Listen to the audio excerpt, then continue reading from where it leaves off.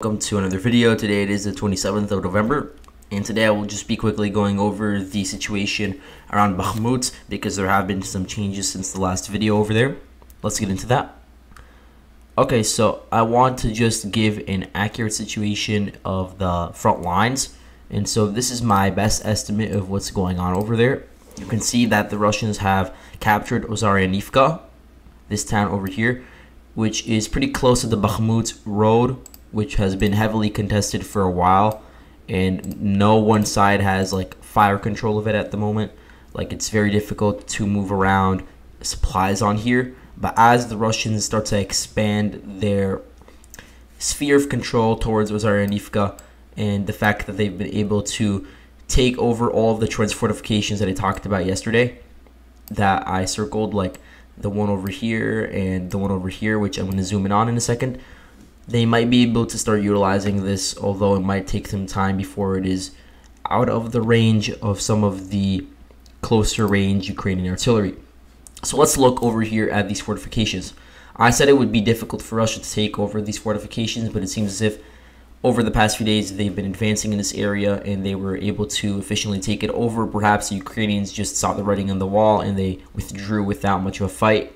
So yeah, now these trenches are obsolete. They're not going to be utilized anymore, obviously, and it means that all of the area to the east of the Bakhmut road is finally under Russian control. This took a very long time, but it is finally the case. So now the new Ukrainian line in this area, I would say, is several layers wide. You of course have the bushes that are very close to the road, which are around this rail line, which starts around Mayorsk, which is under Russian control.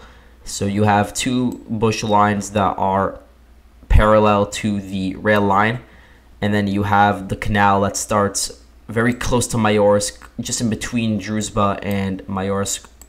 So this canal, it is very important for Russia to take it over, and so I can see them try to push in this direction in the coming days. And you can see that it's being used as a defensive fortification, because not only are there bush lines that are parallel to the water canal, but there's also, of course, the water canal itself, what makes it difficult to cross over towards the settlement of Druzhba, for instance. And so yeah, that's being used as a defensive fortification. Also, we have to take into account the fact that a lot of these areas to the west of the water canal are very heavily fortified, like Toretsk and some of these other suburbs, and so I don't expect to see an attack towards the west just yet. It would not be strategically sound to go in and just disregard all these bush lines, because I'm sure that there are fortifications in those areas, and just going in head on could be a trap. And so I don't think we're going to see any sort of huge breakthrough in that direction. Or the same thing could be said about Bielahora, which is a pretty important town because it is sort of at the precipice, sort of in between Kordyumivka and some of these other towns over here, like the road towards Kostantinivka and Toretsk. And so it is in a strategically important area, and so I don't think the Russians would just go in pushing towards Bielahora, because first of all, they're fighting around Kordyumivka now, and then they want to head north to Bakhmut. But also, if they were to go over here, they would have to first clear out the flanks and make sure that the flanks are solid. And so first they would have to make sure that the southern bush lines and the southern towns are under their control. And then they would have to also make sure that there isn't any pockets of Ukrainian resistance in the northern bush and tree lines along this road leading to Kordyumivka. And so no, I don't see anything more materializing in this direction for a while. I do think, though, that we will continue to see changes around Kordyumivka, where the Russians have been able to advance from their positions in Mykolaievka Druha, from their positions in Odradivka, and of course from their positions from Ozaryanivka, which really started from the advances in Mayorsk and the advances in Zaitsev. So now in Kordyumivka, you can see that the Ukrainians really only have one way to retreat, because they're, or maybe two, but the second one is more risky. Of course, they can just cross the water canal and use this road to either go to the north, Kostantinivka, or to the southwest towards Toretsk, and then from there they can be redeployed wherever needed. or they can go along this road towards this other hamlet called Andrivka, and that is also possible, but it is difficult given how close it is to the front lines. And so Russia probably already has fire control over this area. I've read a lot on the Russian sources that they have fire control of some key roads around Bakhmut, so this is probably one of them. And so they are in a very difficult situation, the garrison here. And I think that one of the units that is involved in this area is the 112th Kiev Defense Brigade, which is a territorial defense unit. It used to be stationed in Nazaryanivka, probably in Kordiumivka now. And so they're fighting around these quarries over here. Russia has control of some of those quarries. And then they haven't entered the residential areas of Kordiumivka yet, but they probably will in the coming days. There's also Zelenopilia over here. And so from there, they would have to just withdraw. Another area that is important to note is Klishchivka, because really this stands in between the Bakhmut road in towns like Odradivka and the towns that are along the Konstantinivka Bakhmut road, which is really one of the only towns left, one of the only roads left supplying Bakhmut, because obviously you can't supply it from the east because Patrice-Lumumba Street is under Russian control. You can't really supply it from this northeastern part either, because it's obviously Bakhmutske Soledar are contested right now. So you have the route from the north and you have the route from the west. And there's another smaller road which is less well paved but could still be used, which goes from Chasiv Yar into Bakhmut city center. And so by taking over Klishchivka and the fortifications there, because there are some forested areas that could be used as fortifications, so from there the Russians would be able to set up artillery positions and fire on to the supply lines of the Ukrainians in Ivanivske, and then also conduct their own flanking operations from this area just to totally cut off supplies. Or they could even just go in from the south and attack some of the residential districts on the rear of the Ukrainian defense, because most of them are centered around Opitny or around Patrice Lumumba Avenue, so it would be unexpected for the Russians to attack a totally different district in a different part of the city. Okay, so in Klishchivka, at least, we've seen the Russians advance from their positions along the road and along these bushes and agricultural fields towards this other bush line over here. And so that's really where I think the fighting is occurring now. It is very close to Andrivka, you can see. And so it is approaching Klishchivka at a it is very close right now. Really, the thing dividing them now is the bushes and these ponds. There is a minor river over here which connects to the Bakhmutka river, but again, it is very thin, and so it's not a challenge to traverse and just cross over these areas. So once they do, they would just they would have several routes, several paths to attack Klishchivka, and then from there the town will be taken over. So the unit in charge of taking or defending Klishchivka from the Ukrainian side is the 110th Separate Mechanized Brigade. So they're stationed over here. It's very difficult to get them supplies because it needs to be supplied through it's one of these like smaller roads, not as well paved, and as a result it is pretty isolated. And so yeah, if there was fighting here, then you could see them withdraw back towards Ivanivske, and then the Russians would have really a lot of open areas to occupy. But anyway, let's move on now to Bakhmut itself, where the fighting in Opitny is raging on. There are reports that some of the agricultural enterprises to the south of Opitny, like this one, are under Russian control.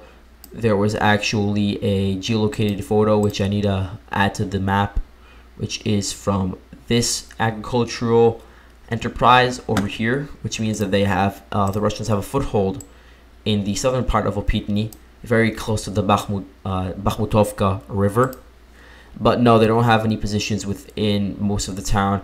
Inside the town, you have the 54th Mechanized Brigade, 53rd Mechanized Brigade, and of course the 2nd Mechanized Battalion of the 53rd Mechanized Brigade. And of course you have the constant attacks from Ivanohrad, but despite that fact, the Ukrainians have been holding strong in this area, and so we haven't seen really any changes. The dividing line between them is probably around the Bakhmutovka river in this area. Also, we haven't seen any advances since the garbage dump was taken.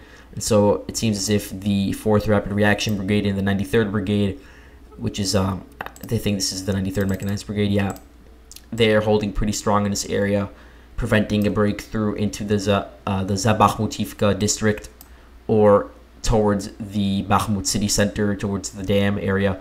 Also, Patrice Lumumba Avenue, no breakthroughs. The Russians, specifically the Wagner Group, have not been able to advance deeper in, taking the art winery or anything.